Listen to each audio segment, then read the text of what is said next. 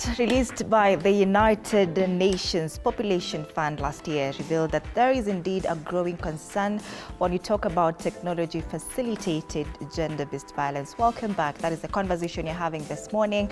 Tech-facilitated gender-based violence. What is it? How does it look like? And you know, the report that I'm talking about, released by the UNPF, that is the United Nations Population Fund, revealed that 90% of young adults in Nairobi's tertiary institutions have witnessed technology-facilitated gender-based violence, with at least 39% having personally experienced it. And the most common forms of TFG-GBV, that is technology, of course, facilitated GBV, are the platforms that are used mostly are Facebook, Twitter, that is X, and WhatsApp. So we have a very big panel here. We're expecting some. But karibuni sana, ladies and gentlemen, for making time for us. And I just want to start with you here, Gogo, right? Yes. How does tech-facilitated, or what does it look like for you, the tech-facilitated gender-based violence? Thank you so much, Anne, for having me, and of course, together with my panelists this morning, on pertinent issues, issues that in the 21st century, it's something that we cannot assume. Absolutely. Yeah. So if you just allow me to delve to go straight to the point, I think it will be unfair to to look at some of the gaps that that have been experienced as a result of technology based gender-based violence. At this point in time, I think it is good to ask ourselves, like, where have we get it wrong, and whom do we need to run to, maybe to engage at this point, because at some point people would always start like blaming the government that maybe they've not done something, they've not done this. But then now, as an individual, because we all know that whatever that we post there, if it's on social media, if it's online, the repercussions will always come back to the person who does what, who posts some of these things. So I think that is the first point that we should try to look at, and we are like, where should we start looking at this incident, because it's something that we are in, and we are in the 21st century, and you see 21st century where digital is the way to go. Yes. Yes. So would you say that before posting something, somebody should at least just look into whatever they want to post before posting, so that they cannot go through tech-facilitated gender-based violence? Yeah, exactly. And so you see, as a digital communication strategist, and of course, wearing many caps as a youth advocate, and normally I always tell my my friends and even my colleagues in the digital space that before you post any if it's a content, think of the person who will consume this content. Think of the the platform. Think of the message. Think of the content. Yeah, is it something that is educative? Is it something that will cause harm? And we all know that with the technology, it is something that once you post it will always be there. Yes. It will, yes. The internet remembers. The internet remembers, and that aspect of the internet recalling, or maybe just you can track it at some point. That is now where the effects comes in, because after some point someone can access, and someone now use it to intimidate both gender. It's not only female, but of course both gender, in this case both male and female. Yeah. I'll come back to you, because you've talked about something quite interesting, but I want to also invite our viewers to be part of this conversation. There is a number on your screen. You can call in, and of course we'll very much love to hear your feedback and of course your comments on this conversation that you're having on tech-facilitated gender-based violence. We are live on our socials as well, TV47 Kenya on Facebook and YouTube, and on X at TV47 News KE. And there's a question we are asking today: have we normalized tech-facilitated gender-based violence, and how can we eliminate this? That is the question that we are asking. Harriet, tech-facilitated gender-based violence, how does it look like for you? Thank you so much, Anne. My name is Harriet Afandi, a Nguvu Collective Change Leader, and of course, Gender Equality Champion. Tech-facilitated GBV, that's what is currently referred to as TFG-GBV. Yeah. So it has been normalized in Kenya and beyond. And it's so rampant and on women and girls more than men. Given this fact that we have seen whatever is happening in Kenya with the current, maybe let me just be relevant enough with after the post Gen Z revolution movement, you have seen the kind of humiliation that has been there online for both the political power and the common citizen. You have seen even those women in power who can advocate for gender-based violence have been forced to be silenced because they believe that if they speak up, maybe they are going to lose the opportunities. And then for the common citizen, you have seen if they try to speak up, both men and women, boys and girls, for us, the Gen Z, the youth, if they try to speak up, they are afraid of fear of retaliation. They are afraid they can be silenced. They are afraid they can be trolled down and tracked until they get abducted. So currently, TFG-GBV is real, and I believe that we can change this through advocacy, maybe. All right, we'll be getting deeper into what we can change later on. But you talked about our leaders maybe being silenced and not wanting to talk about whatever is going on in the country. But I've seen sometimes it happens mostly online when they try to say something and then they get a backlash from the public. So are we the problem, or is it the leaders? We, the citizens, are the problem. The leaders, mostly some of the highest top of authority level, can be the problem, you see? So there is this uncertainty where people are being left in limbo. The freedom of expression of advocates and human rights defenders, human rights advocates like me have been left in limbo. So one person is afraid to speak up. There are leaders in our governments who are so open. They speak up, they try to advocate for the rights of both men and women. I don't necessarily advocate for women only because GBV cuts across.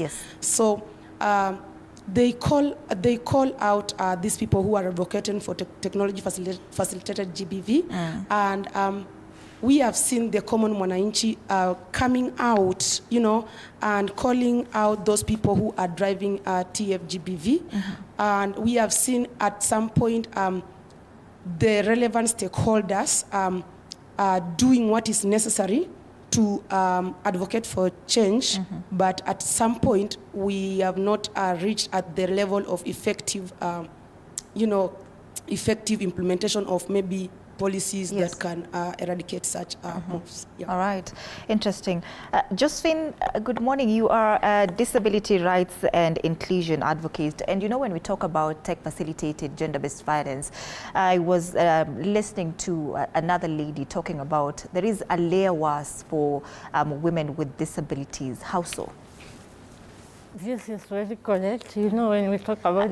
Kindly hand her the microphone. All right, perfect.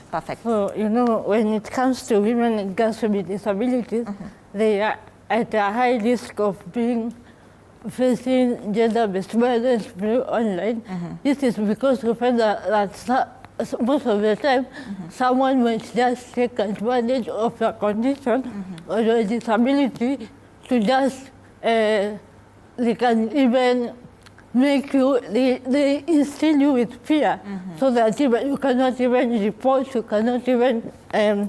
report to anyone, and also they can also use your physical appearance maybe to also try to lower your self-esteem, so that you cannot even go beyond reporting.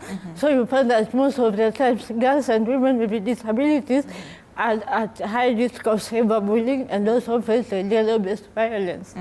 Yeah. Do you feel protected in any way when that happens? When you talk about disability rights, do you feel like you are seen, you are heard when you're trying to just address these issues that are affecting you as people with disabilities? When you talk about people with disabilities, I don't feel like we are protected 100%. This is because we find that our technologies are not so inclusive.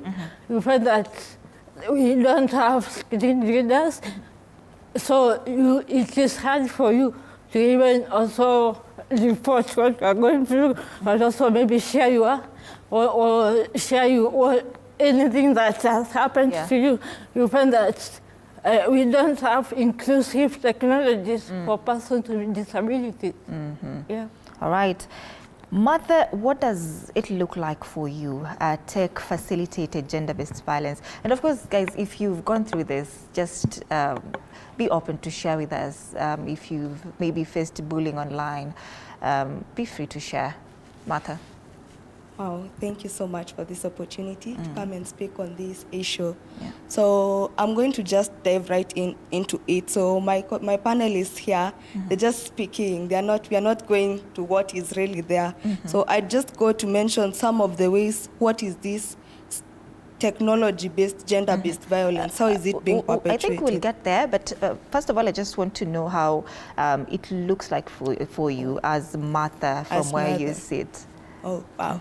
So for me, it's something that as a counseling psychologist, people come to you and they're feeling so ashamed, so guilty. They've been trolled online. It starts as small as being body shamed. Yeah. Like my colleague has just said, people with disability. We are trying to create awareness maybe on something. Then someone is like, they just say something. You're trying to be strong for yourself, but it just pulls you down. And then in Kenya, we have this let me say, it's something bad called victim blaming. The fault is usually on the victim. So when survivors want to speak up, we are there telling them, makosa ilikuwa yako, wewe kwa nini ulikuwa nje ya masaa, or something like that. So that's how it looks for me. Yeah. All right. And you know, Agogo here talked about something that somebody should think about whatever they're posting, the content, if it's educative, if it's going to fuel some sort of attention or response from the public. But isn't that victim blaming whatever you're talking about? Because if I have to now look at what I'm posting, I'm not posting whatever I want because the public will react in a certain way. That means, is that victim blaming, Mother? To some point, yeah, because something, it's what you attach meaning to something. Maybe me stepping on her may be like, oof, but I may step on another person. They're like, why are you stepping on me when you want it this other place? Like, it's what you attach. We can't just stay here and say this is what it means. It can only mean this way. But something this small may be big to you. So I'd love to put it in a way that it is what you attach a meaning to something, or what something means to you personally. Yeah, we cannot generalize it. All right. Brenda, I'm coming to you. But just when I saw you nodding, and I want to get your opinion on that, what do you think of Agogo's sentiments that you need to post something that will not fuel a negative reaction or a certain reaction from online users, internet users? What do you think of that? I think, on my opinion, I don't think I have to worry too much on other people's opinion on what I'm posting, provided that what I'm posting, I know what I want. I know the information that I want to share out there, and for me, if that is okay with me, then I should not worry about other people, what they will think about my page. That's my space. Absolutely. You're here, and I just want you to defend your comments, Agogo. Yes, of course. I think based on just victim blaming. Yes, victim blaming, yes. And being how do you call it? Being responsible on what you post, on the social media. I think it would be wise to just let our viewers and also, of course, my panelists here to know that section 23 of section 23 of a computer misuse, computer misuse and Computer Misuse and a Regulation Act that said that, you know, anything that you post, anything that any misinformation that you post online about someone or rather about somebody that can defame someone's can lead to prosecution or rather someone can easily charge you because of that. So I think those are some of the things that we need to you know to also sensitize our viewers, or rather, you know, the people who consumes content and the content creators in this aspect. Yeah, so because I think at some point we missed to get some of this, you know, we just do things because of doing, but then we don't know the repercussions of doing them. And you know, this country, when you post anything, it can be used for bullying. If you're fat, you're bullied. If you're small, you're bullied. If you're short, you're bullied. So really, I don't know if it's about what people post or how they post it, or how Josephine puts it that she should not feel held back to post whatever she wants to post. Maybe, what do you think, Brenda? Okay, good morning. My name is Brenda Alwanyi. I'm the team lead and the founder of a women's rights organization called My Body, My Body. We basically advocate for inclusive and comprehensive sexual reproductive health and rights. So my colleagues have mentioned everything that surrounds tech-facilitated GBV. And I'm seeing we are trying to get out of all other forms of GBV. Everyone is now at the tech-facilitated GBV. Yes. And Kenyans, I don't know, is it that we are always Facilitating? Like, I don't know what comes into us. If something is trending online, you find yourself online also as a keyboard warrior. You are fighting this person, you are there fighting the person. We have made everyone to be our enemy. If something is good, we don't even appreciate what is good. Yet we don't even know if we are hurting someone. So I'll speak on behalf of young people. Young people, most of us, our dreams have been shattered because we have normalized the unemployment thing. Most of us are at home. We access to Wi-Fi, the data. It's cheap data, the 20 shillings and 1 hour. But the 1 hour you want to utilize it. You don't want to share good content online, but you want to go there, fight people because you're fighting something. I understand most of us are going through something now, but we want to push our frustrations to people, pinning them down. I will point an eye to the government and the system. We have very nice system in Kenya. We have the policies, but where is the implementation? If you face today tech-facilitated GBV, if your personal information is being aired out, like you'll wake up, your number is online. Here's the number, kila mtu twende tumsalimie. Like, do you know how it feels getting so many calls? You don't know what you have done. Yes, as much as whatever is going on, like the pastor in Roysambu the other day, his number was put online, and you can imagine the trauma that he went through. He feels like he's helping the society, but now everyone is at him because of the money that he was given. You get so many calls, you don't know. Some people can even kill themselves. Some people can even delete their accounts online.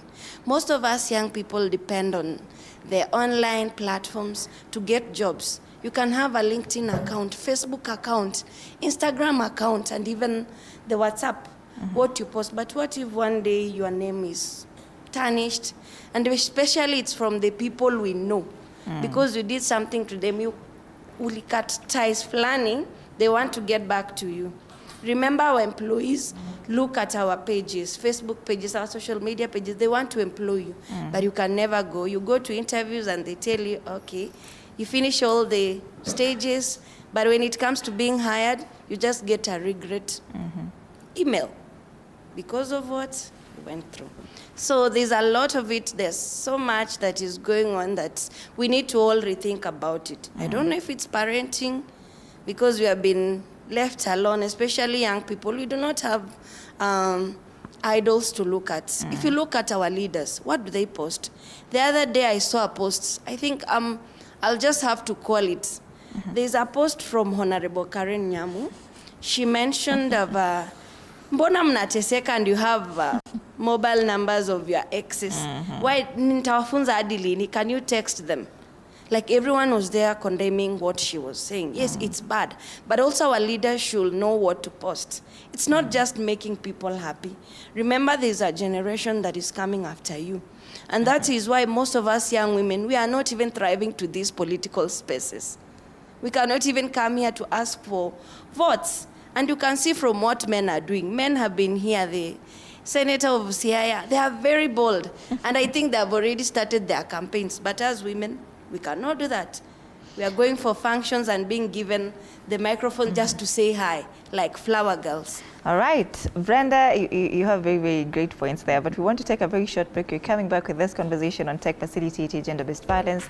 Don't go too far. Interact with us on our socials. And of course, when we get back, there is a number on your screen. Just get ready to call in, and we'll be very happy to hear from you after this break.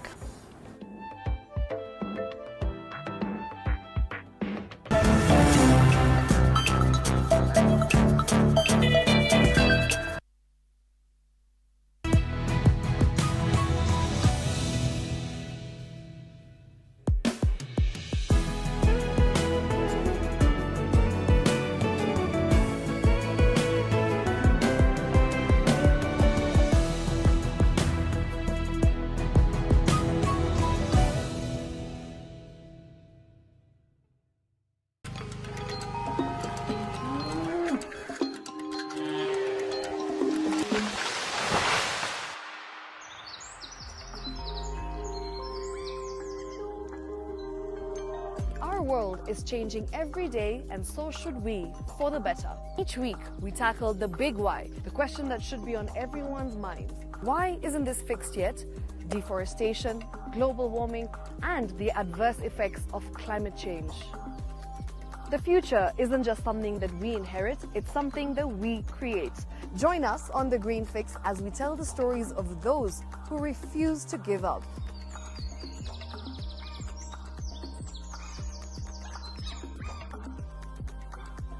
When it comes to fixing the planet, there is no time to waste.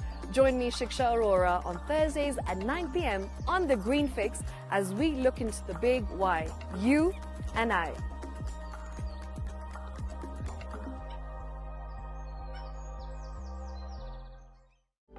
For comprehensive information and education on your health, Body Garage is here.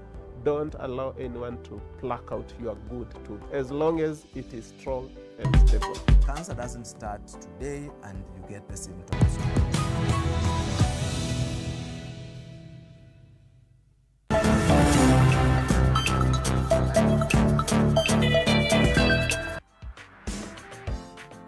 Welcome back. Thank you so much for staying with us. You're watching Morning Cafe, and the conversation you're having this morning is tech-facilitated gender-based violence. Our panel is here, and of course, we are inviting you to be part of this conversation. There is a number on your screen. Of course, we'll be sure to, we'll be very happy to hear from you. Now, Brenda, before we went on that very, very short break, you were talking about maybe it's our upbringing, we don't have people to mentor us on what we're trying to post. But on the report I was talking about when we were just starting this conversation, the one for the United Nations Populations Fund, you know, they make mention of tertiary institutions being key perpetrators of tech-facilitated gender-based violence. So is it that we are being too comfortable at these institutions, universities? And would we say that sana these guys who are posting online, bullying people online, are seated somewhere in school just idling around? Is that the case? As I mentioned, young people are so desperate, and most of them are being funded. Like there's someone who sends them airtime, or even free Wi-Fi or something to push an agenda. If you want something to go viral or to trend, there's always a hashtag, right? Who is in campus here? Okay. And we have seen also in the campaigns that have been going on in most of the institutions, and you'll see them online. Some of them are throwing hash words towards the other team. And I know there are policies in those schools, but are they enforced? I think it's just being idle for the young people. I must say, back then when I was in campus, I was so idle that if anything comes for 100 shillings, for 200 shillings as a comrade, I will take it. And that's why you see most of the things are being pushed by some of our politicians. They use students to even get the votes. Like I once heard that there are some who will ferry some students from certain points to go and vote for them, which the system knows. But if you report something, even in those schools, can they be followed to the latter? It's not an urgent matter to most of the institutions. For the tertiary institution, I must say, some of them do not have updated policies. And are students even informed of if something happens to you, where do you report? Yes, we have the helplines, but in schools, can a student walk into an office, or even do they have toll-free numbers? What I know is KU, because I was once a student there, and I'm still a master student in KU. There's a toll-free helpline. You can call, but in terms of response, zero. What my colleague was saying here about victim blaming, where were you? What were you doing? Like when your information is being leaked online, you're still victimized instead of them responding to it as an urgent matter. So there's more need to reinforce on that, on response, and also prevention in the tertiary institution. Likewise to the outside world, because now internet is accessible to everyone. There's no age limit. You can even lie your age. Like someone is not even 18, but they can be in the social media. Yeah. All right. Welcome, gentlemen. That is Collins and Brandon. We are happy to have you here. We're talking about tech-facilitated gender-based violence. I'm coming to you, but Agogo here, Agogo, has something to say. Yes. Thank you, Anne. Just to react on Brenda's point, good points. I think on the policy aspect, she's right on that. But then blaming comrades, or maybe blaming leaders in the aspect of maybe a leader maybe comes to a comrade and he or she is like, this is what you need to post online. Yeah. So I think just where I started, it needs responsibility. We all need to be responsible. Yeah. When a leader comes to me as a comrade, she has used the word, desperate. Yeah. Because you see, we are in the tech world, 21st century. We all need to be there, and you see, it's something that is paying.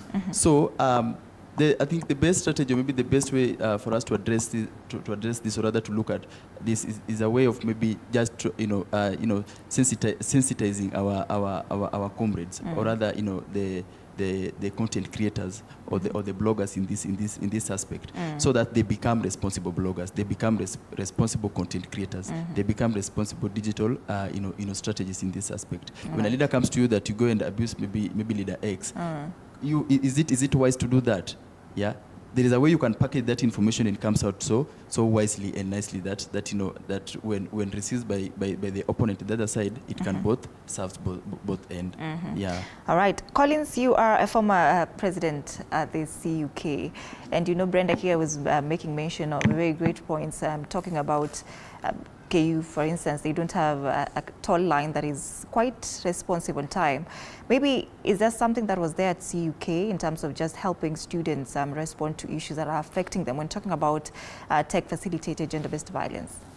Thank you so much for giving me this chance to be part of this great topic. And my name is Collins Brandon, the former president of Cooperative University of Kenya. And I want to say that GBV in campus, or anything that relates to that in campus, is not actually perpetrated or incited by student leaders or people who are in politics most of the time. And it's actually our role as student leaders in campus to come up with measures to curb this GBV in campus level.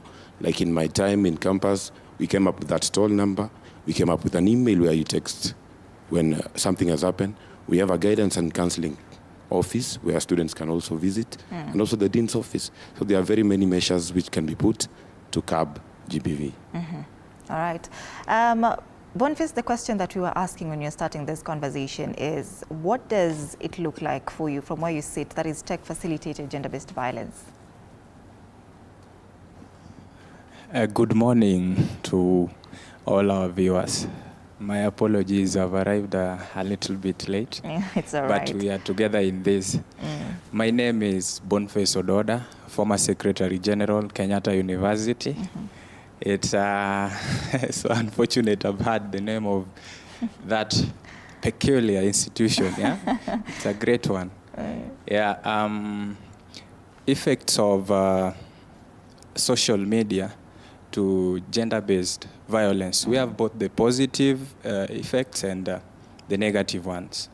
Yeah, social media, I mean, tech has been used as a platform to abuse either men or female. Anyone. Mean, either a girl or a boy, a man or a woman. But from the talk, having flown with the talk, I've had comrades have been mentioned more than once. And also politicians. That is normal. Politicians are mentioned everywhere.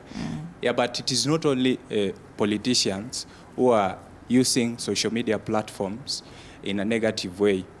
The bloggers do not only blog for politicians, but they also blog for even businesses. And even currently, as things stand, you know, relationship between a man and a woman, yeah, boyfriend, girlfriend, that is what is driving the world crazy. Maybe you people are lovers, but at one point you happen to have broke up. So someone may be someone who is Mr. Payback or Miss Payback. So they expose the nudes and all that. You see, that is gender-based violence. So it's not only on women, but also on men. But what can we do to stop this? We need to create awareness to young people, and we need to teach ourselves how to proceed, how to put an end to something, and how to start afresh. And what is the importance of forgetting the past and starting afresh? Yeah, I think that is what I can say as an intro. Thank you. All right. Thank you so much, Boniface, for that. Josephine, why do you think it's getting worse, the tech-facilitated gender-based violence? What are we not doing right? I think what is lacking more so when it comes to persons with disabilities, we don't have enough awareness out there on how to report. And again, as we know, persons with disabilities, we have there are those who have been born with it, and there are those who acquire it when they are growing up. So you find that when you are facing gender-based violence online, remember, first of all, you are a woman or a girl. Again, you have a disability. That intersectionality, when it cuts across, now you find that most of the time, it's not easy for you even to report it. Remember, first of all, maybe that is a disability, you are a girl, and maybe you are fat. Somebody has body shame you. Look at Josephine, you are fat, you have a disability. And again, on the same thing, even if you get back to the person, maybe they can go ahead and tell you, now they start posting, maybe they start now describing how you look, how you are, then your self-esteem will go down, so you'll not be able even to do more. So what will the effect that might come on that? It may cause you to pull out your account, then it'll be out of social media. Yeah. Just silencing you in general. Yes. All right. Harriet, why do you think it's getting worse, this tech-facilitated gender-based violence, and what are we not doing right to just eliminate, I want to call it a vice, because it is, now that it's dealing with other people's self-esteem. What are we not doing right? What are we not doing right? Yes. I'll emphasize with some of the talking points from my fellow panelists. So I had this talking point of funded technology facilitated GBV. I mean, we as the youth in the Kenyan country, I can use my own example. I've been a victim or rather survivor of technology-facilitated gender-based violence, and I can take it way back when I was joining campus in 2015. Yeah, I was just new, so naive from the village, joining the campus with a new phone for the first time over those years. No one had taught me how to use the technology or tech systems. And then joining the technology, I found this peer pressure and I was easily swayed away by it. Whatever happened, I found myself into cyberbullying, you know. But again, fast forward after I graduated in 2019, you remember COVID-19 hit. And then we were most of the people who were affected, you know, transitioning. Now the government froze employment and so on and so on. So what are we doing? What are we not doing right? How are we using technology? How are we using these digital ecosystems? For example, I was in another event with Josephine, a national event, award ceremony. And when they called out a category of people, I stood among the people and people were shocked. They were like, where do you work? What are you doing? But you know, like for example, Brenda, you are familiar with my work, right? You have seen it. But someone is expecting to see me in one of the biggest offices in Kenya. When they come and they see this is 100 most young influential women in Africa, this is Digital Fit Awards finalists, you know, how I am using technology. I come to the second talking point, employment. Why are you agreeing to be paid to use technology in a negative way to hurt others? You know, whatever us, the youth, are being used by these influential people who are driving their own opportunists or self-centered agendas is so bad. It has become so worse. We have seen most of these bloggers, Gen Zs have been recruited by people. We have seen, actually, I came to realize there is a WhatsApp group for some of them who are being paid per day or per month or per week to just drive hatred agendas towards certain class of people or certain individuals, and then you get your payback. Why do that? You know? When you can just search for a remote job and then work on that remote job, be positive, and create something out of it, and become like a person like me, you know, and it's just my phone. This one, you know, everything that I'm doing is just this phone. Wherever I'm going, I'm working. I'm using my phone to create positive social change. I'm utilizing the digital ecosystems. That's how we should be using the technology. Let us not be used to drive negative agendas using the tech system. Yeah. Be careful on how you use the technology. Yeah, all right. Boniface has something to say about your comment there. I think kuna kitu umesema imemfurahisha hapo. Yeah. There is something you've asked, that why is it getting worse? Yes. Things are getting worse. We are not cooling down any sooner, in quotes. Why? Why are we not cooling down? Anyway, the sole reason it's getting worse, let's speak, for example, about WhatsApp, yeah? WhatsApp, there are these people who use pseudo accounts, yeah? And if you go to Facebook, there is anonymity. An anonymous member is posting something. However, these people may not be doing that because they want or they wish that is what they are doing every day. But it's because of unemployment.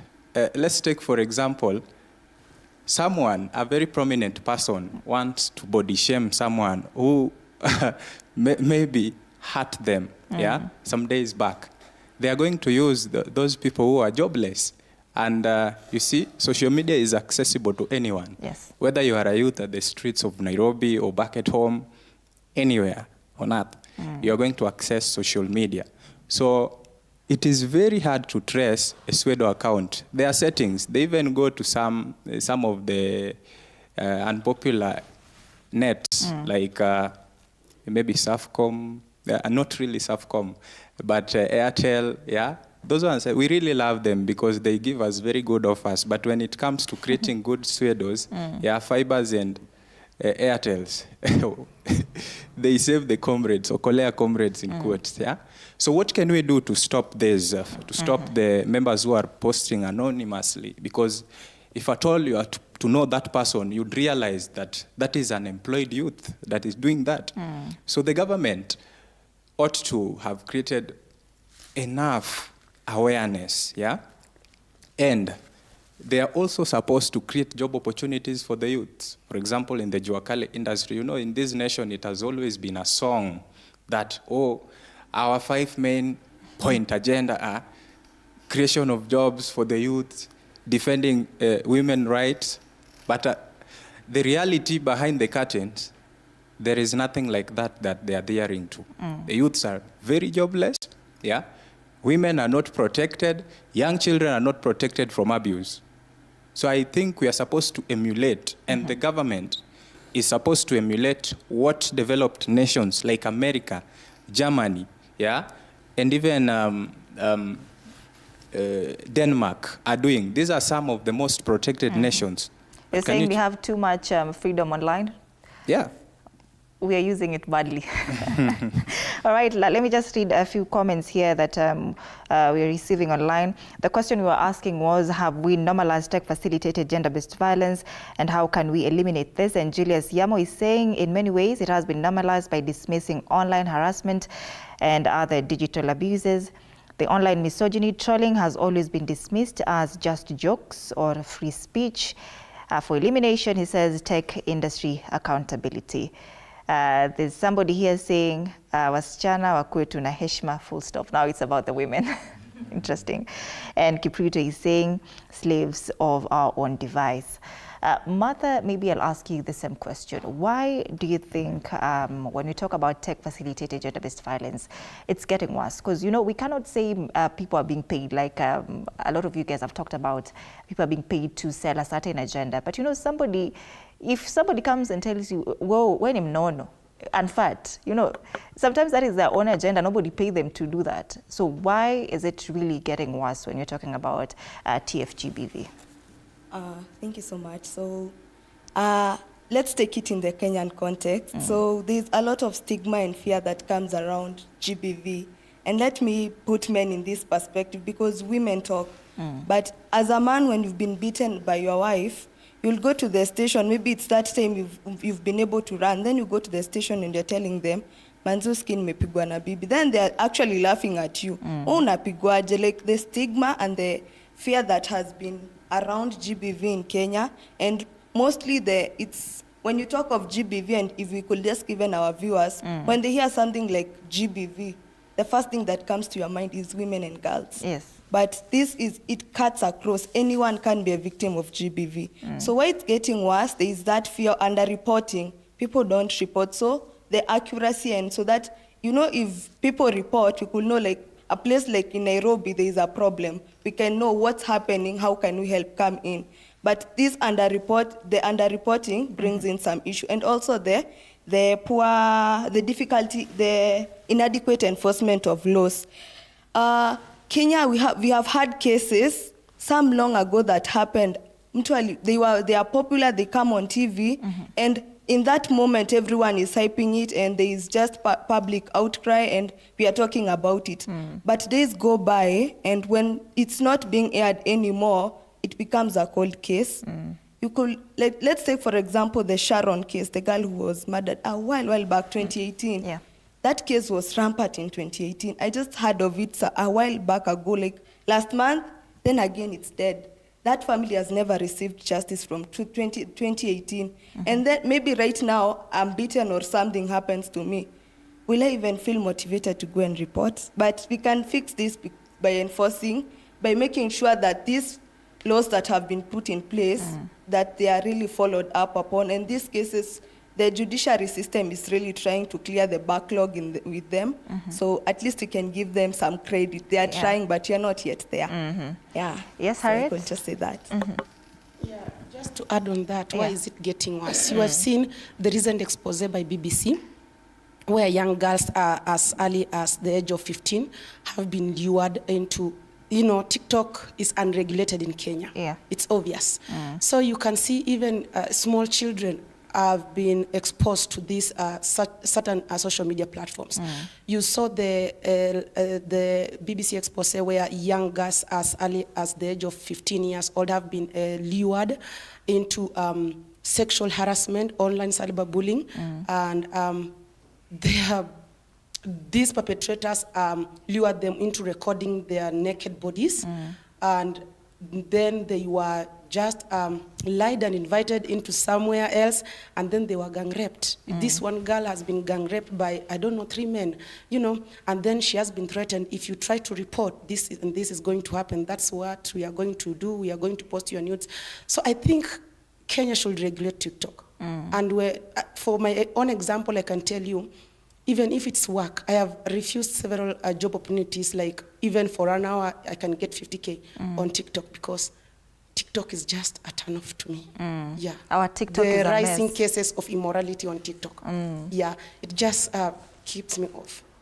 All right, we'll be getting deeper by day into the issue of TikTok and the regulations that should be made for Twitter as well, for Facebook, if there's any. But Collins, I had a very interesting question to ask you, because there is a report by the United Nations Population Fund that you were talking about here, and they say that male students are perpetrators of TFG-GBV at 78.76%, thereabout. If you're talking about the male students, 78 is quite a big number if it's anything to go by, 78%.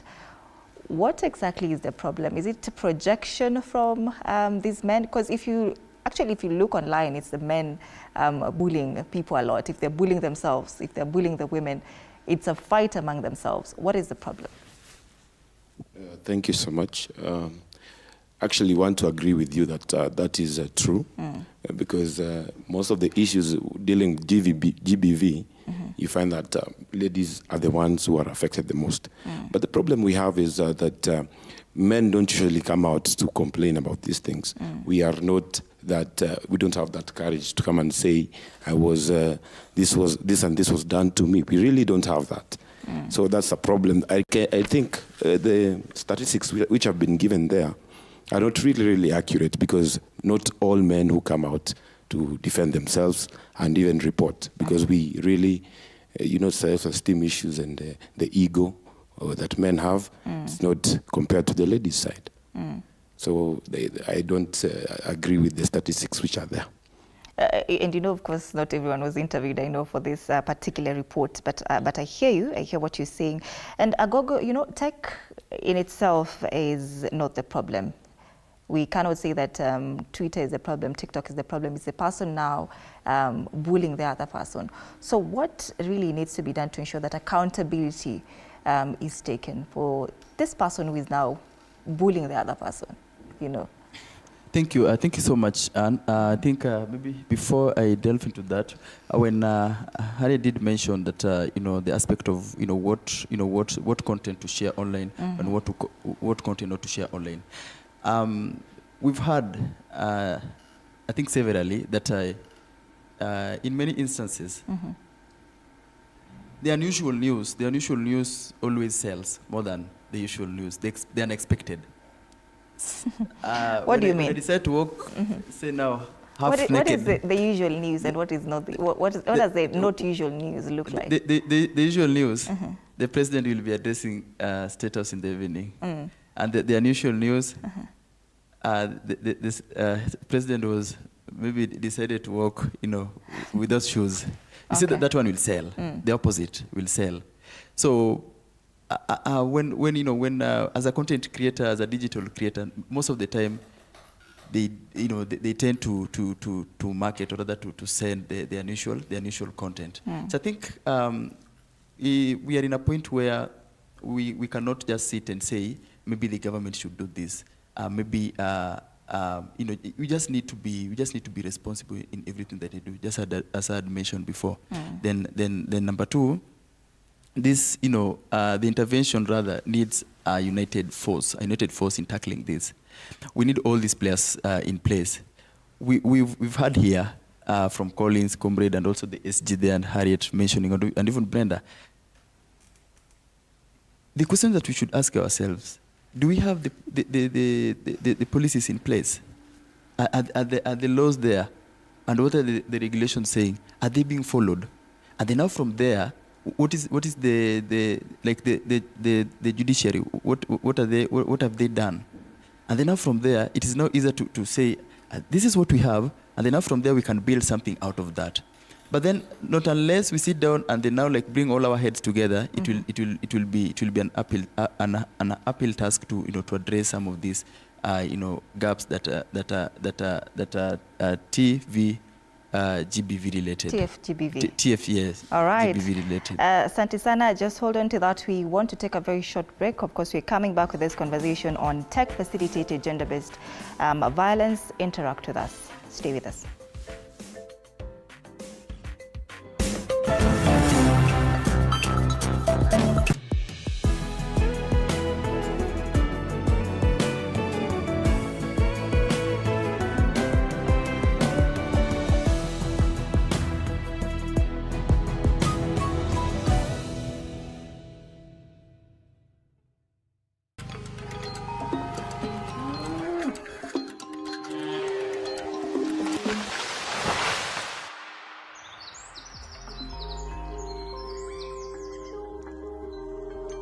Our world is changing every day, and so should we, for the better.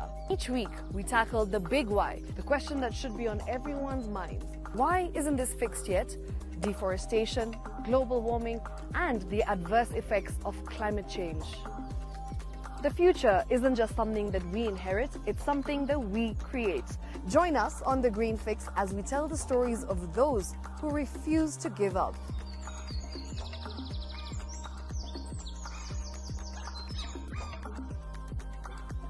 When it comes to fixing the planet, there is no time to waste.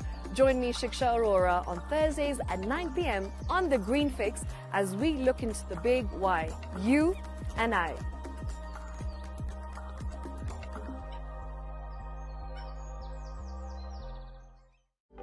For comprehensive information and education on your health, Body Garage is here. Don't allow anyone to pluck out your good tooth, as long as it is strong and stable. Cancer doesn't start today and you get the symptoms tomorrow. By the time you pick it or the time it is manifesting in you, they're about.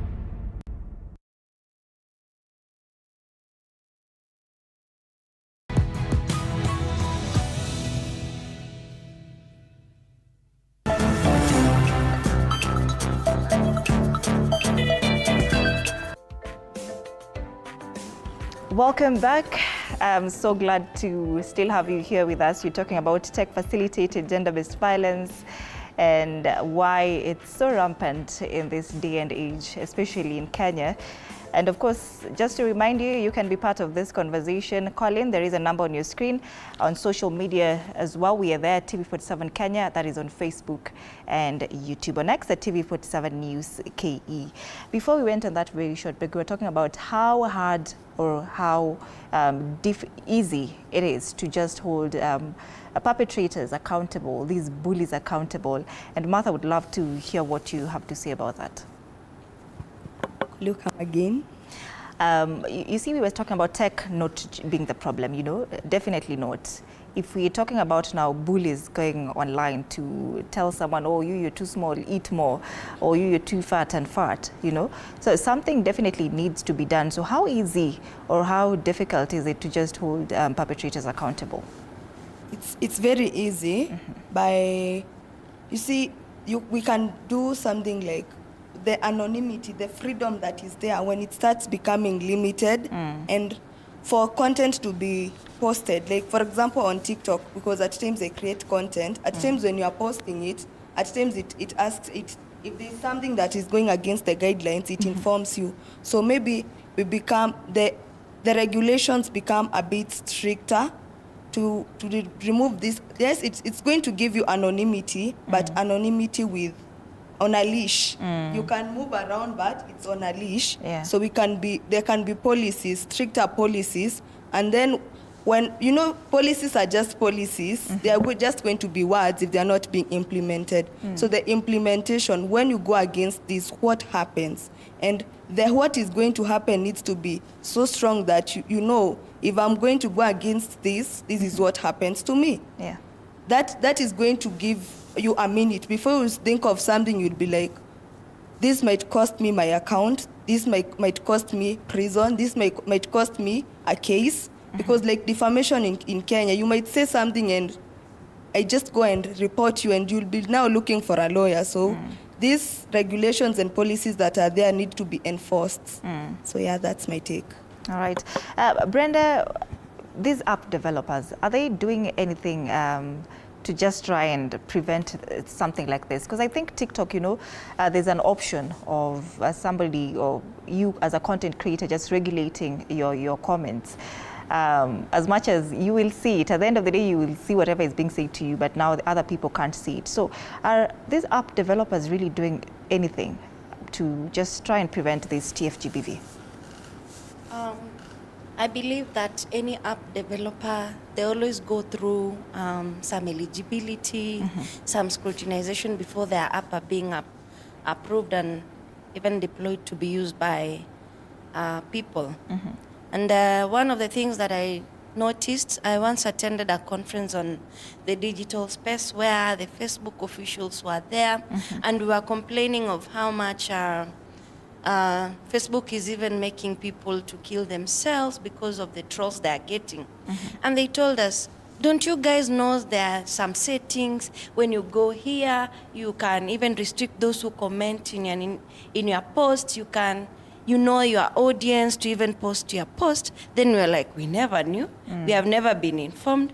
And they're like, you can go to our, some of the information, it's somewhere here. Now that is when we were like, okay, do we have these sections in the Facebook app? And we found them there. Then we're like, they need to create awareness, sensitize everyone. If you are going through TFG-GBV or any form of GBV, kindly be on the lookout, and this is where you can report, this is where you can get the information. Before someone even gets to register to an app, they need to go through all those. But myself, I'm one of them. If I just get to, like when I was registering for TikTok, there was some terms and conditions that I'm supposed to read, a lot of them, and I never went through them. People don't like to read them. This is an, it's a nice app, I'm supposed to go there, dance. That is my intention there. So we, most of the time, do not read some of the terms and conditions. That's why when maybe you are arraigned in court, they'll tell you, did you read them? Have you ever, like, there are so many things that we don't, we assume them. Yeah. So there is need for much awareness and information to the public to inform them on the specific settings to even use. And the same, I'll share my experience as TFG-GBV. Of TFG-GBV, of which I'm still in, I don't know, I'm still fearing because there's my past boyfriend whom we parted ways, but I thought it was the best thing to do. But for him, he never wanted to let me go. He already moved on, but is now back. He wants me back to his life. And he's like, if you ever post any man, in the comment section, I'll be there posting our previous, like, our past photos, our moments that we were sharing. And I'm like, why are you doing this? He's telling me, do you know you belong to me? There's this patriarchal norm that we have normalized, whereby men do not want to detach from women. You still want to have power over us. It's high time you get to know that we have gone to school. We are not competing like I want to be the head, but I can make decision as a woman. I can make a decision to walk out of that relationship because of my own reasons. Like I can wake up in the morning and I tell you, I don't want the relationship because of my 1 or 2 reasons. The same way to the consent. If you are making out with a woman and she tells you stop, that is where the consent stops. So even men here, I know you will not agree with me. You still want us to bow to you, yet you are even infringing my rights, and also I cannot enjoy, because I'm a woman, I still have to adhere to the society. Good thing they're here. And Good thing they're here, and I don't, yeah, do you agree? they are going to respond and they'll still attack me because I'm a woman. So I'm still living in fear. But I told him I know the laws. If you ever do this, I have an OB. Like I'm informed. I know what to do if in case something like that happens. Yeah. But he still insists that I will unite the nation. I'll go to Telegram. Like nowadays, people know where they want to expose you. Yeah. I'll go to Telegram. You'll see yourself there and people will be united there. But I don't know why. If you are united for a day, it ends. The following day is another news. I don't know what is always the intention. You unite people, but you leave that person, the survivor, with a lot of trauma, with a lot of fear. Some of us will stay in the house. We don't want to we will even detach from our friends. So let's stop that. And because we are your sisters, we are your mothers, we are there. Like, let's be friendly to each other.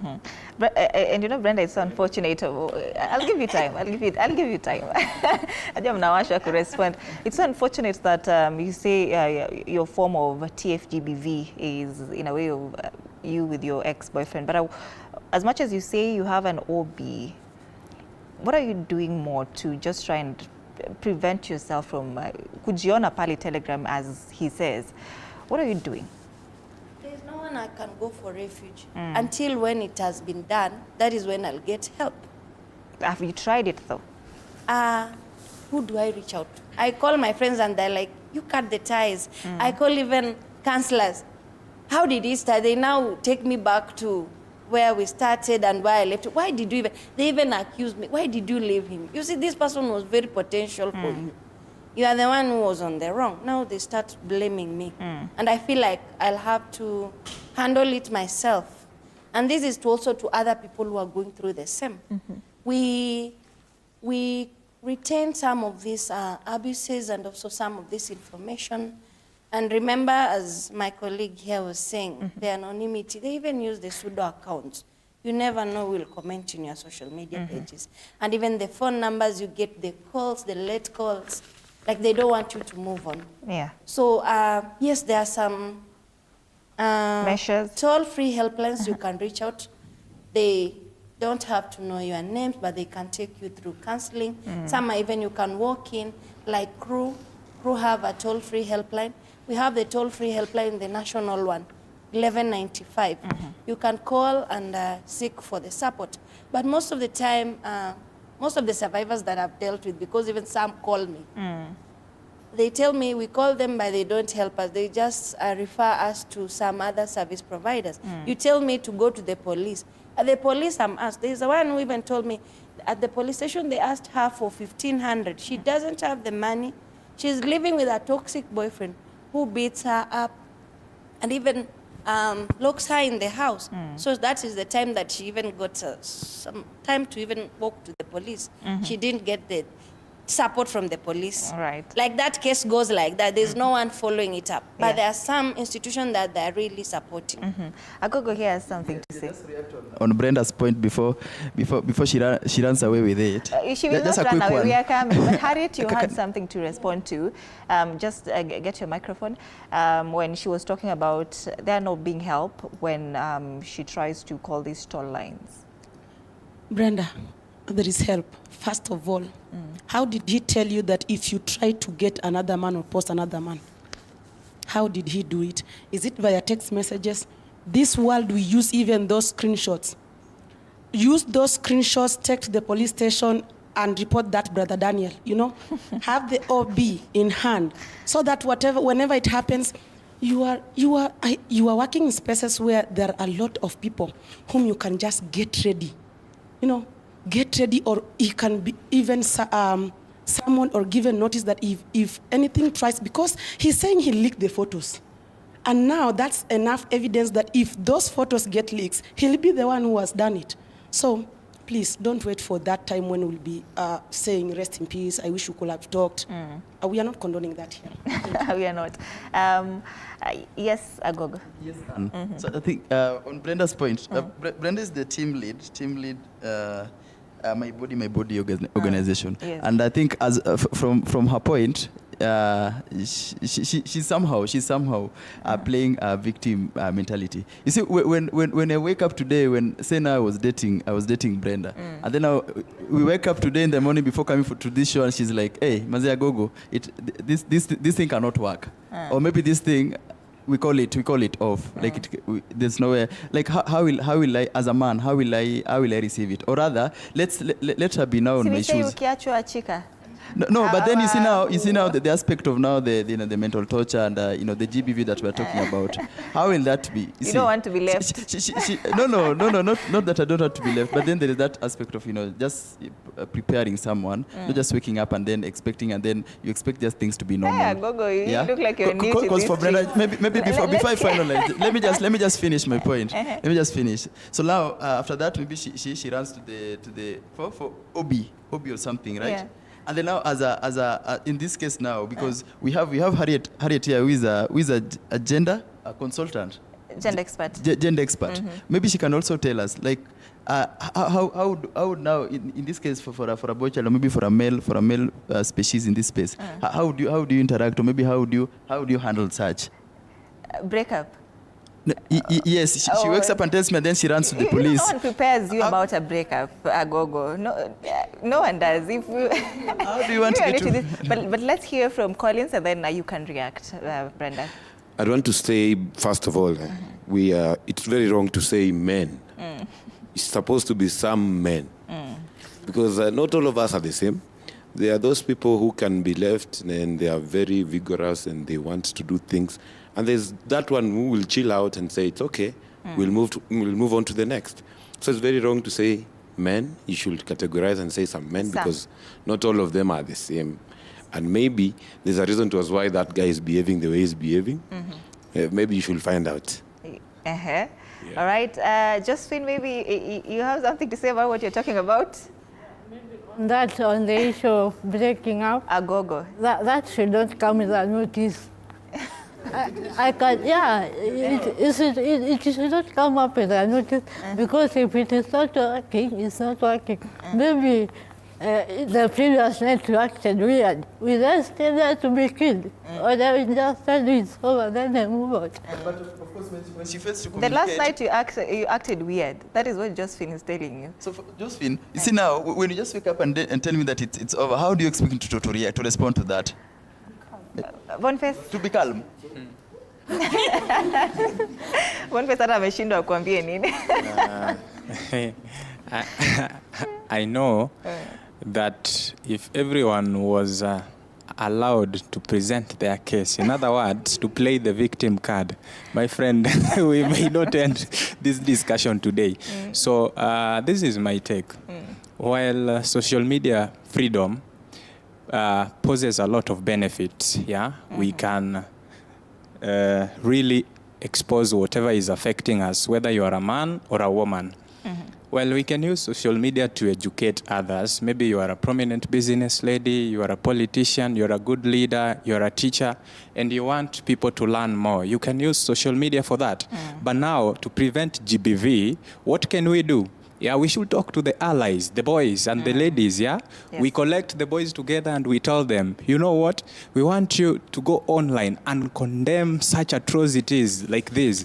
We talk to girls, when you see a lady is being humiliated, let us go, let us collaborate and do it together to ensure that we end this.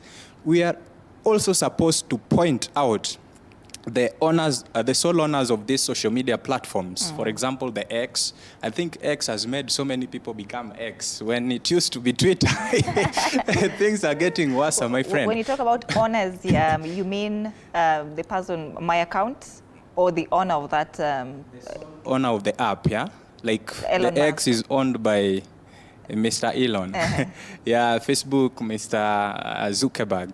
So we are supposed to talk to them to adjust their social media policies, whereby when an anonymous member posts something and it is something that is really, it's more than humiliating, and it can even kill someone, they are supposed to expose these people so that we use these people as example to educate the society. At times you have to go a little bit, you become hotter so that you hoot things, And another thing, we as men and ladies too, we are supposed to go back to what is called our normal days of living. Yeah, this is taken back to the primary schools, secondary schools. You know that when a child is still growing, that is when they learn a lot. If we want to end this GBV, there is supposed to be a certain course where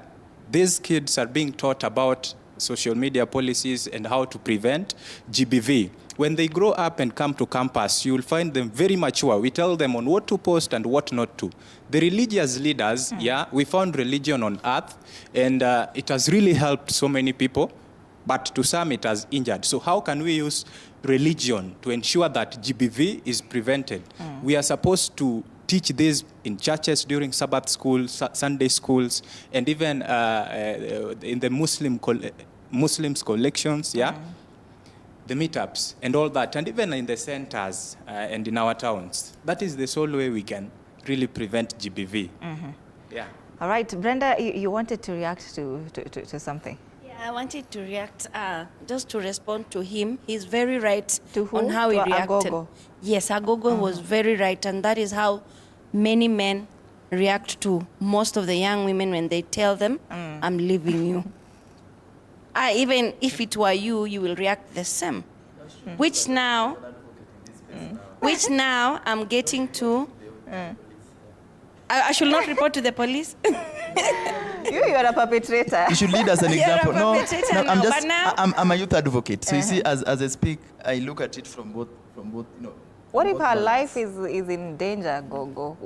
What does she need to do? My point is, we need to accept we have failed as a society, and also from parenting to wherever institution we are in. We have never been told about this relationship, just like how you reacted when I tell you. You gave an example of if you are dating, then in the morning I'm waking up, preparing myself, coming to the studio, and I tell you, we are done. I've not even prepared you. Yet, but you have been doing things that I always tell you, I'll leave you. Like, I don't just tell you once. There are some things you are doing to me that really pushes me away from you. And that is why we need to, if you are getting out of another relationship, if you get to another one, you need to be of sober mind. Don't take your past relationship issue to the current one. That's why you'll even see young people taking their phones and even commenting. There's that boy from Kajiado who posted, come and pick this body of my girlfriend, I've killed her. Like, they have normalized GBV. I can kill somebody and even call the police to pick the body and throw it at the forest. They'll come and call, it will be a news in Kenya and I'll be gone. Like for the late Lydia Lydia, the perpetrator has never been found. But when it is a politician's or a big person's case who have been killed, tomorrow you'll just know that these are the people like the Kilifi IBC lady who was killed. It didn't take long. That also goes back to our system. If you are a lesser person, your case will take long for you to get justice. My call to our judiciary, let people access justice. Even if you are big in the country or if you are small, which will make even people to start reporting GBV. Because, as she said, for Sharon, it's always a story. It comes, the news houses, you always post, Sharon's case, it's here. What of that person who is going through GBV and they're like, let me just leave, because if I even expose this person, I'll never get justice. All right. Martha, you know there are existing policies, of course, and reporting mechanisms for TFG-GBV, but do you think they're effective? But now you're talking about just trying to, she's being threatened online. I want to go and report. Are they effective? Okay, let me start by saying something controversial. The fact that we are even here, still talking about it, speaks a lot. If they were so much effective, TFG-GBV will not be an issue and will not be here. We'd be talking about other things. So they've not been effective. They are just policies. They are just words. And I think we've normalized the issue of rules were made to be broken, and people are just daring. it's a Kenyan thing. It's like a culture. Nataka kuona, when I do this, what will happen? So if they were so effective, this will not be an issue. Actually, TFG-GBV it's been on the rise. Like, it's a new form of GBV. Like, we were used to the domestic violence, the others, but this one has just come up. Well, it was being used as a way of advocacy and awareness. It's become a double sword where it's cutting both areas. As much as it's bringing healing, it's also bringing in problems. So I feel, if, to me, there are laws there. They are very nice laws. Women reps are there, they are passing laws. Even our president, when there was a rise in femicide, he was like, nimetenga, and we are forming a committee to look into this. But where did they go? It's just left at, we will be forming a committee. Did that committee give us findings? In Kenya, there's this, we just do things. When something is happening, let's do this. But it just ends there when you just come and speak. So they are not effective, the fact that you're still here speaking about it. Josephine, you know, last year when you were marking the 16 days of activism against gender-based violence, one of the themes was, of course, digital GBV. As much as we were championing for those 16 days where we had different themes for each and every day, do you think we're making progress in any way in terms of just ensuring that, as much as Martha is saying, it's not effective now that we're still talking about this topic, but last year it was given so much prominence. So are we making progress? For me, I can say, even if we are making progress, it's very little. We have to get there. More so, come to think of it, as an angle of people with disabilities, how many stories do you see being documented about women or girls with disabilities being gender-based violated? Does it mean that we don't have these cases? These cases are there. Day in, day out. But the question is, you know, the problem we have is with the policies. You find that even if you report as a person with a disability, your case will take too long for you to get justice. And again, our policies are not inclusive. You go there, you are a person with a disability, maybe you have reported their case, and then the policeman or whoever you are going to interact with, maybe you have been beaten or you have been body shamed or any other form of gender-based violence online, and when you report people, or maybe you have been beaten by let's say your boyfriend, and then they will tell you, you know, that person is even doing you a favor by being with you, or maybe by spending their time chatting with you. That is a favor they are doing to you. Just because you have a disability, they think that you don't deserve maybe to be loved or to have a relationship. So they think that it's a favor they are doing to you. So you have to comply. Even if you are beaten, even if you are abused, you have to comply. So unfortunate. But you know, Agogo, all right, you have something to say, Boniface? I wanted Agogo to react to something he said before. He was talking about men and boys as allies in ending gender-based violence. But is this a conversation that you are ready to have as men, as much as we say that you are allies in trying to end this vice? Is this something that, wewe kama Agogo, you think this is a conversation that you're ready to sit in a panel and have and just try to eliminate gender-based violence? Yes, I think I want to react to that. When me personally, because me being here, of course, wearing that face of a man aspect. So had it been that I was not ready for it, I couldn't have maybe in the first place maybe graced this invite. So that's a mentality, and I think those are some of the areas that we need to have some behavior change. I think in this aspect, so that we try to eliminate this aspect of men not being involved. Men are ready, but then it's only that we have that notion that for men, they are always not available. Maybe they will take it differently. They'll perceive it differently. Maybe if you allow me, I'd give a practical example of back then when our parents were giving birth, say now our mothers, they could go to the clinics, the antenatal clinics. They could attend those clinics alone without their spouses. But currently, as we speak, men fathers are being advised to to take their women in some of these visits in the hospital setup. And it's something that is gradual, that started way back around, I think in 2015. Up to now, there is that support, and at some cases, you find that when a woman, when my wife maybe gives birth, there is that aspect of the paternal leave that we always given, and men also take part in just ensuring that they support their spouses during that postnatal once they've given birth. So the notion of men not being ready, I think it's something that we need to just to start sensitizing. I don't really think there's a notion that men are not ready. The question was, it's a belief. We want to have it, but do you want to have it? Because mtu akikwambia osha vyombo na utaki kuosha vyombo, utaosha? You won't? It's a behavior. Collins? As for me, I can say, as I said, it's only some men, and we are different.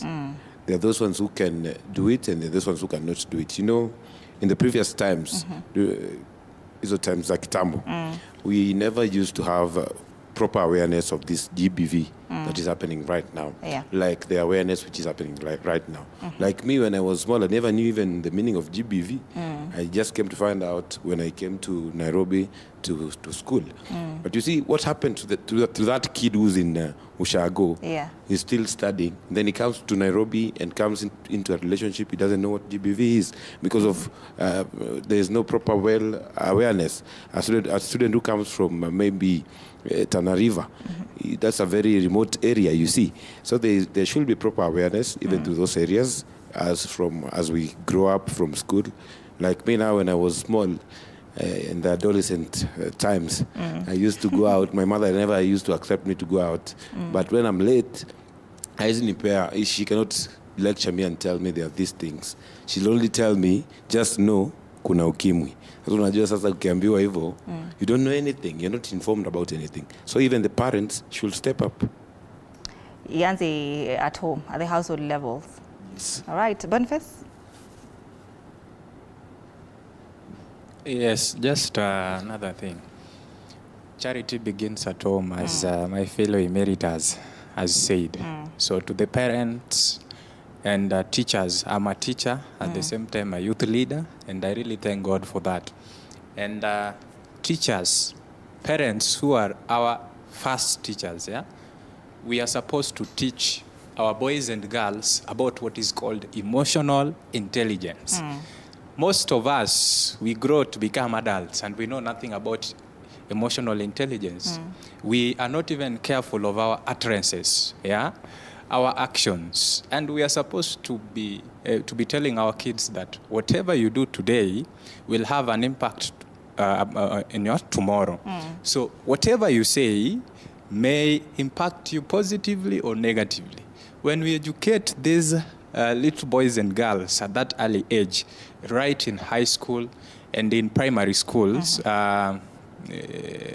nowadays we have the new curriculum system called CBC. And CBC is a very powerful tool, by the way. I've analyzed it. And that topic about GBV and emotional intelligence is supposed to be there.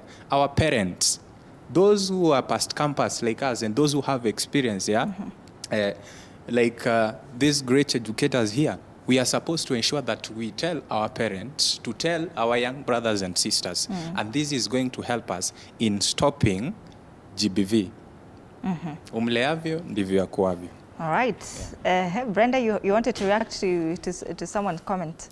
I just wanted to put a rejoinder on the male, minor involvement. allyship. I sit at the National GWG for Gender-Based Violence and Male Engagement. And we lack a number of men. We are pushing an agenda. Hold your microphone nicely. Okay, we are pushing an agenda on GBV, but they are not among us. And that's why, as Colin said, on the data issue, we still have a gap because there are so many men who do not speak out, yet they are going through GBV.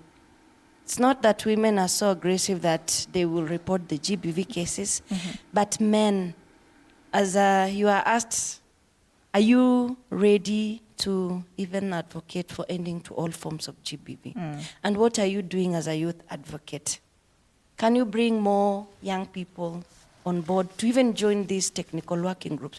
Because it's from the technical working groups where you get to network with organizations that deals with GBV intervention, where you also meet the UNFPA. That is where I also met UNFPA. And they're supporting our initiatives, UN Women, Gender Violence Recovery Center. We have the State Department for Gender. And we have so many other partners. From there, you can be able to navigate yourself into the GBV space, because we are not going to leave this alone for women. We also see the task force that was selected by the president. How many women are there? There are so many. It's not that GBV is for women, but we also want men to be part of it. But if you call men into our space, they say, "Iyo ni mambo ya wamama." We need to get over that. And for the change will only start from us young people. Invite yourself to those spaces. Don't wait to be invited as a youth advocate. You want to be the only one, the outstanding one. This is our youth champion who is championing GBV. You alone, and you don't have a number following you. If you come on board, we are going to combat this GBV, even the TFG-GBV.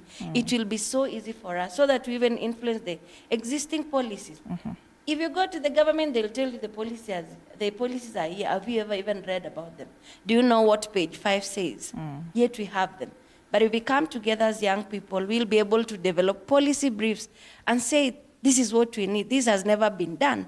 And that is how we will hold accountable every ministry, if they are supposed to support us. All right. So get the right people to hold your hands, you'll get to these spaces. You are saying it's a perception. Evidence kwa kalatas ndio hii. Just when... Okay. When evidence, when the policies are not, some of these policies are not even accessible. So how, you see, we should just accept that it's a gap that, moving forward. Accessible. When I was coming here, implementation is the problem. And we can only pull the policies from the wardrobes, the shelves where they are, by being on board. And when I was coming here, a friend of mine dropped me a text message that, Agogo, as you'll be going on air, kindly raise this, before the panel, that as victims, where can we report, such cases? And he was a male, actually, he was a male, friend. You see, so that can tell you how, that is a gap, and it's something that we need to accept, that it's a gap that we need to work on collectively, to address this. Harriet, maybe you can now address that where now we can report such cases of gender-based violence. That is a very good question as well.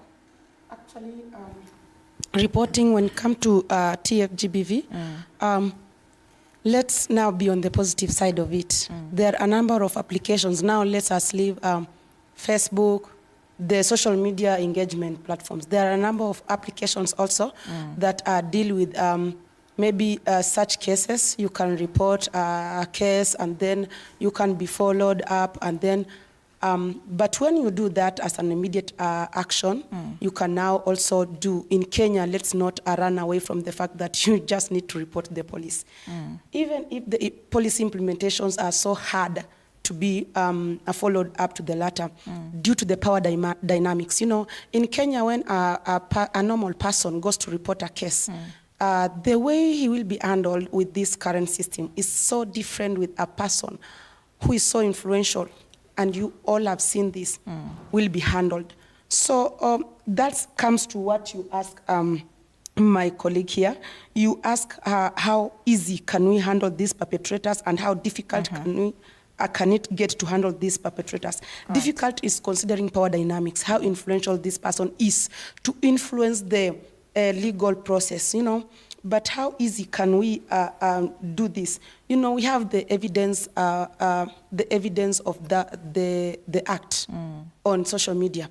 When they did it, there is evidence. But again, I also urging these the support system on these several applications. You know, you might come across a comment because I told you, Mimi, I don't choose a man or a woman. You know, mi nikipata umeongea vibaya kwa comment ya mwanaume, whatever. Like deal with them. Yeah, just deal with them. Mi hata ninareportia hapo direct.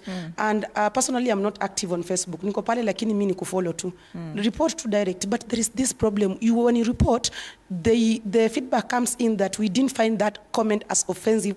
If you think this person, if you think that comment offended you, block that person. How about whatever he has done to the person that has been affected? So we should just hold these digital spaces accountable for their regulations in those spaces. Just hold on there a little bit before you continue, Harriet. When you're talking about evidence, you know, we have screenshots, Pale, X, for example, but we're talking about anonymity. You know, people are hiding behind masks there. You don't even know who this is. So how do you now report? You're reporting somebody with 110, a pseudo account, you know, 110 followers. Now, how do you go about that? So I think now that's where regulations could come. We should have policy reforms rather, because there are already policies in these tech systems, digital ecosystem. We should have policy reforms whereby these social media apps should not allow pseudonyms. Yeah, a person should register, like LinkedIn. You know, LinkedIn, even verifying your account, you must have your government ID to verify it's you. And then your LinkedIn can be verified that it's you. You cannot go there when you want to be someone professional. Your profile should be professional, and then you go there with a fake ID or use someone else. They should make sure that it's the person with their official documents having those accounts, so that reporting can be easy to do. All right. Josephine, you were talking about people are very scared to report these cases, especially for now, people with disabilities. So what do you think needs to change to encourage these people to come out and just report on what is happening? I insist on awareness creation. People really don't know where to report or how to go about it. Just the other day, also, you know, people have so many assumptions and means when it comes to disability. Just the other day, a friend of mine just posted her photo when she was pregnant, and someone was asking, it was a comment in Kiswahili, ati enyewe wanaume hawana huruma, hata mwanamke mlemavu. You see, people think that now, just simply because we have a disability, we are not eligible to give birth. You don't have a right to own a family. So I think the best thing to do, we really need to do a lot of sensitization and awareness creation, more so on matters of disability. We have so many gaps. Sure. Yeah. As an advocate for, of course, people with disabilities, Josephine, where can they report these cases? Okay, we have some few NGOs, not government entities per se, but we have few disability organizations, like we have Women's Spaces Africa, they have a toll-free line. We also have this Ability Trust, they also have a toll-free line. And I also know about Wangokanja Foundation, whereby they assist victims of gender-based violence. Sure. Absolutely, thank you so much. Brenda, you wanted to make a comment? Yeah, I just wanted to add, from what my colleague, I think today I'm just directing my responses to him, because I feel we really need to connect beyond here, so that maybe I can introduce him to this space, because I understand he's a youth advocate and he engages with a lot of them. And from the question that you got, where can they report this GBV? Yeah. As I mentioned earlier, and also as the colleague Josephine has said of the toll-free helplines, the main one that the government acknowledges and is also supports so much, 1195. It has really supported so many people in time of need. Anytime you call them, it is a toll-free line. They work 24/7. They are there to even give you information on GBV. If you call now and ask them of this TFG-GBV, there's someone there who will respond to you. If you are calling them, you want to be referred somewhere, like you have been beaten, you want help, you want to be rescued, they will refer you to a shelter. They will help you from their desk where they are by calling the relevant authorities to even help you. They will even help you to the latter. Hadi kwa koti. They will help you to get pro bono lawyers. So let's make use of the available digital spaces like the toll-free helpline before we even start saying there is no help. Because there are so many people and they cannot hold all of us, like getting into our office and taking our issues, and that's why helpline came up. For men you have not been forgotten. We have a toll-free helpline for men, which I'm sure you are not aware of it. Call 1198. The question is, they're asking where, Brent? Where because I think there's less awareness about it. Like most people do not know they exist. We have 1198 for men. If you call, you're going to be helped. Even if you try now, you will be helped. Martha, you know, we are talking about doxing. Somebody, your contact is being posted there online, but you know, nothing is being done about it. Mtu amepost hapo with their own account, not even a pseudo account, but nothing is being done about it. As much as you're talking about it and it's a form of TFG-GBV, it's something wrong, then where is the problem exactly now? The problem still goes back to implementation of the policies. For a long time, these people have been getting away. So they're like, if all those ones have gotten away, they try once. You know, if I post again, I have posted and no action has been taken. So it's going to make me more bold. Like the finance bill time, people are just sharing the numbers of people. And they were just saying, the fear is gone, the fear is gone. Mimi niko hapo na woga, when my friend here tells me the fear is gone, sina mimi nimetuma na hawajani kujia. So it makes you more bold. It's something in psychology that we call a reward. When you are rewarded by something you are doing, it's going to motivate you to, it's going to condition you and you are going to get better at it.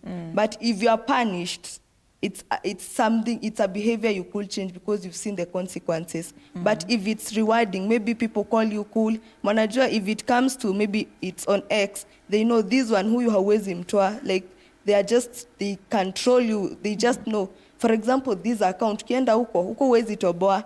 So that's the power that people have given these trolls, like they know, oh, nataka watu wa kusalimia na reach out to this one. That power they've given those people that they're not holding, it seems like a trend, like it's cool.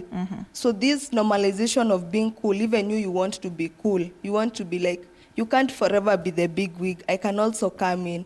But we can say as much as maybe the government, there are gaps, we need to recognize community-based organizations. They're really doing so much work because they are in communities and they have background with these people.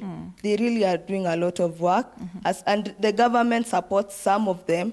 So it's important, as much as we are saying it's an issue, we need to know something is happening. I'll concur with what she said. It's happening, it's just that the efforts are little. And those who are doing this, they have limited funds. For example, a person who's being assaulted, you know, you need to get to a point of safety.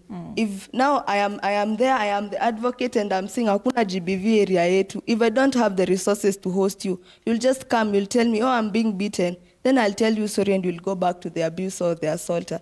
So like, it's just there.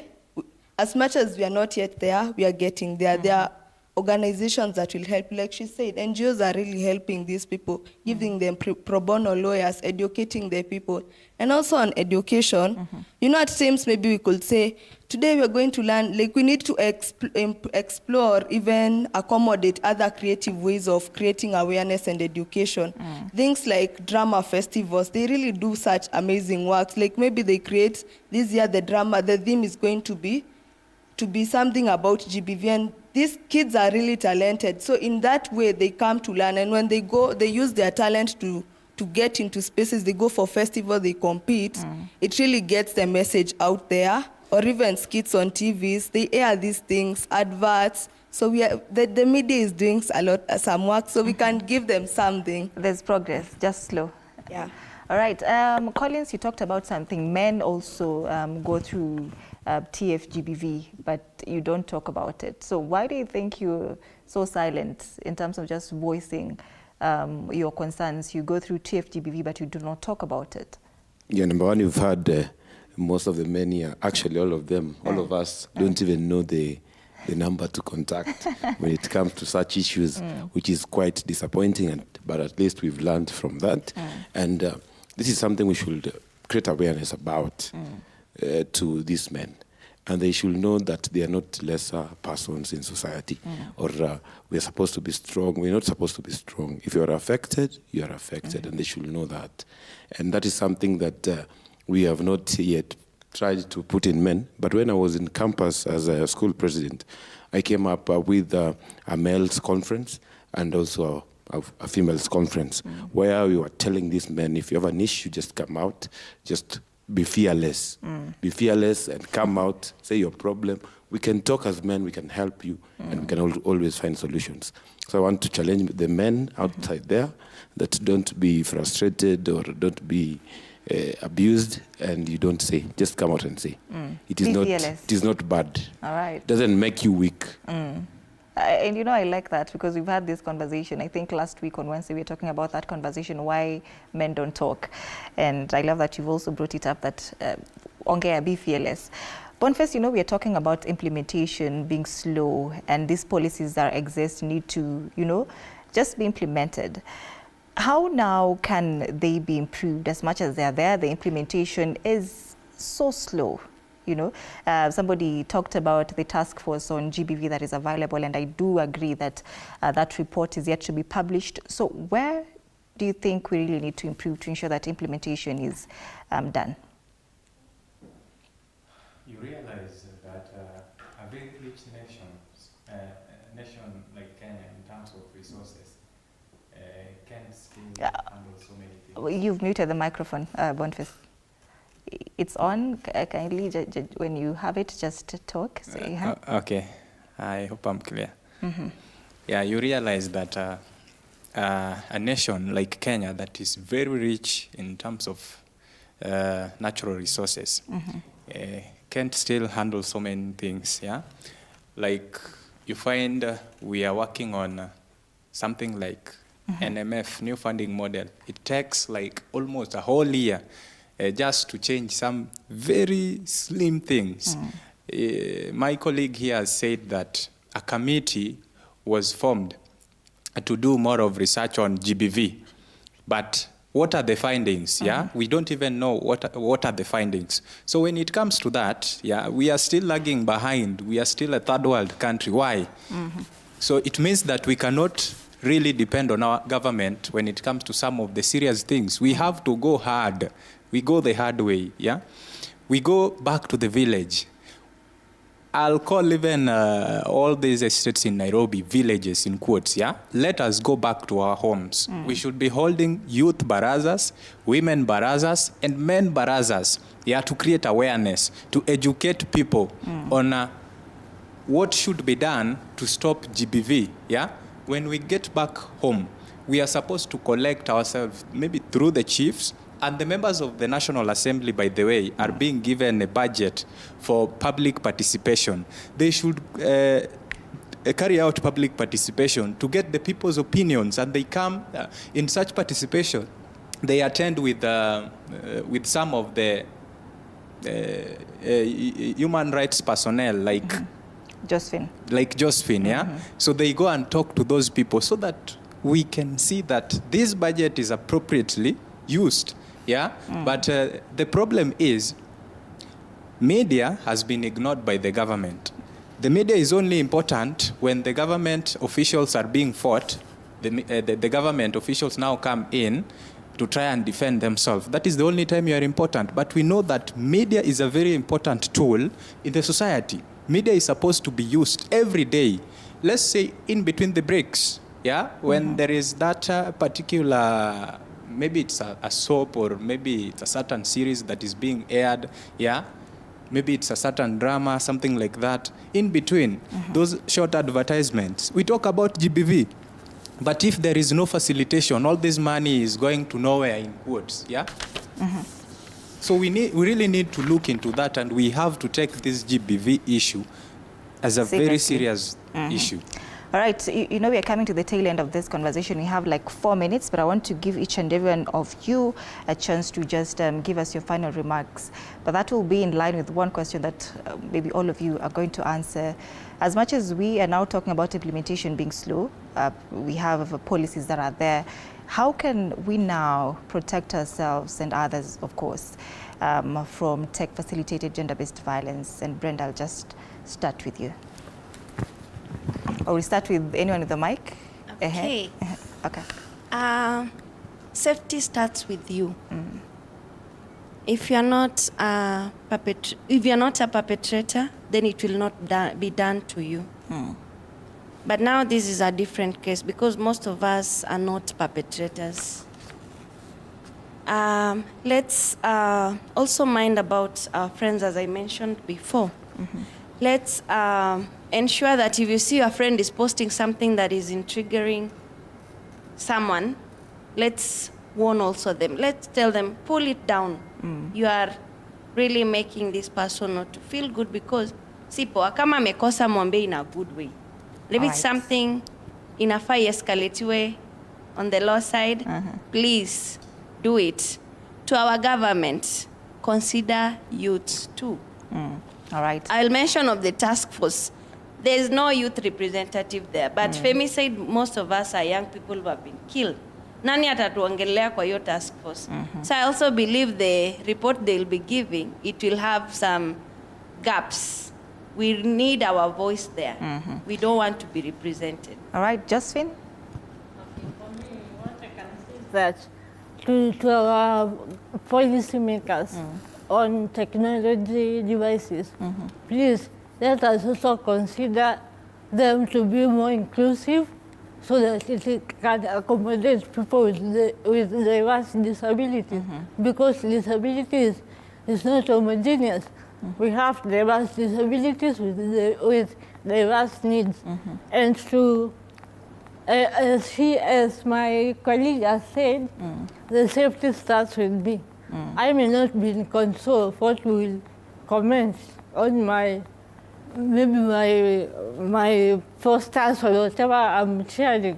But I think I have control on how I can control my emotional intelligence. Absolutely. Yeah. Harriet?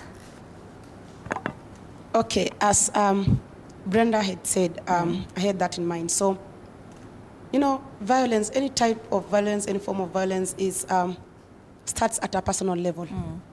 Be sensitive, be cautious, you know, with whatever you are doing, whatever you are thinking, whatever you are feeling. If you feel you are angry, just kindly sit back, you know, just give yourself some space, don't comment there. Or if you think someone has offended you, find someone to talk to, you know, tell them this and this person has offended me. Or if it's online, you know, let's normalize, if you see a comment or a post that is not quite well, do not start violence in the comment section. Report that post and say to the relevant, you know, platform and say, I believe this post is going against whatever, you know. Facebook nowadays has become so sensitive. They normally pull down the post or, you know, flag the accounts of these perpetrators. So let's just start it at a personal level for personal harmony so that we can live well with others. All right. Martha, in 30 seconds? Okay. For me, it's a call of action. To you, our viewer, it's not yes, the app has gaps, but it's the buck stops with you. It's not TikTok that's the problem, it is you. You're having your own chaos, you don't have to bring it. It costs nothing to be kind, nothing to be mindful. Just take a minute before you put that harsh comment there, or you just give misinformation that's going to lead to violence. Just be kind is all I could tell you, because it's funny until it's your turn or someone close to you. Yeah. All right, Agogo, how should we now be protecting ourselves and others online? Yes, well, thank you so much, Anne. I think it would be prudent that for us, you know, to reduce, you know, the 33%, you know, GBV rates that you know, that was shared lately by, you know, the KDHS, Kenya Demographic and Health Survey. The only thing that we need to do is, you know, to be responsible. Let us be responsible. In the social media sites, we feed those social media, platforms. The pseudo accounts, they know themselves, So let us be responsible. Let us strengthen for the government. Let us strengthen the legal, our legal framework, because it is true and evident that the legal framework is weak. We have laws, we have policies in place, but then they're not being implemented. For the judicial system, let them also act swiftly. We can have those toll numbers, we can have those contacts, but then at times when you call and there is no response or feedback, it is effort in futility. So let us all be responsible and let us have that a united front. That is the only way that we can address this. Let's have Collins closing for us in 30 seconds. Time is up. Collins? Thank you so much. Mine is to say, let us be our brothers and sisters keeper. Let us mind our friends. Let us mind our sisters. And also let us know that we are not still at the old times. Times are changing. Generations are changing. And let us adapt to that. Thank you so much. Much has been said. Tech-facilitated gender-based violence was our conversation this morning. That brings us to the end of this conversation and, of course, to the end of Morning Cafe as well. Thank you so much for watching. Good morning. My name is Anna Odida. Do enjoy your day.